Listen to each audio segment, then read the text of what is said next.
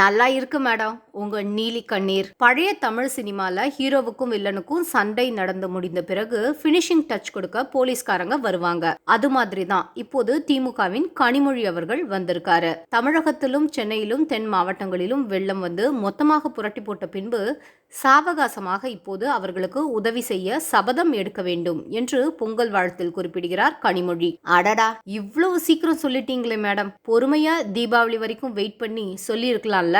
இதுல கண்கூடாக இந்த துயரங்களை பார்த்தால் அதனால் ஒரு தாக்கம் ஏற்பட்டு இந்த உறுதிமொழி எடுத்திருக்காராம் கனிமொழி. இத்தனை வருஷமா மக்கள் கஷ்டப்பட்டத நீங்க பார்க்கல? மக்கள் என்ன கஷ்டப்படுறாங்கன்னு தெரியாம தான் மக்கள் வரி பணத்துல சம்பளம் வாங்கிட்டு எம்பியா இருந்தீங்களா? அது சரி, இப்போ வெள்ளம் எல்லாம் வடிஞ்ச பிறகு அப்புறம் என்ன உதவிக்கரம் நீட்ட போறீங்க? அடுத்த வருஷம் எல்லாத்தையும் சமாளிக்க இன்னொரு 4000 கோடி பேக்கேஜ் போட போறீங்களா?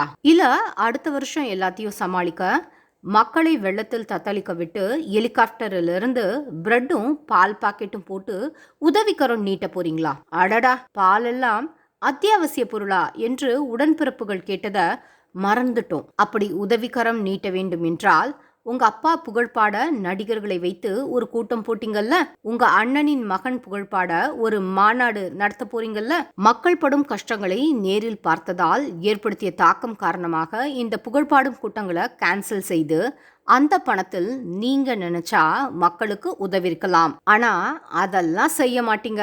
காரணம், அப்படி நல்லது செய்து மக்கள் மனதில் இடம் பிடிக்க வேண்டும் என்ற எண்ணம் உங்களுக்கு என்றுமே இருந்தது இல்லை.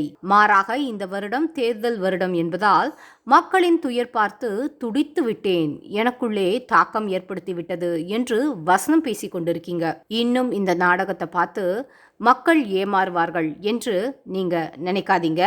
உங்களுக்கு தாக்கம் ஏற்பட்டிருக்கிறதோ என்னமோ தெரியாது. ஆனால் மக்கள் மனசில் என்ன தாக்கம் ஏற்பட்டிருக்கிறது என்பது உங்களுக்கு தேர்தலில் தான் தெரிய போகுது. மக்கள் தேர்தலுக்காக வெயிட்டிங்.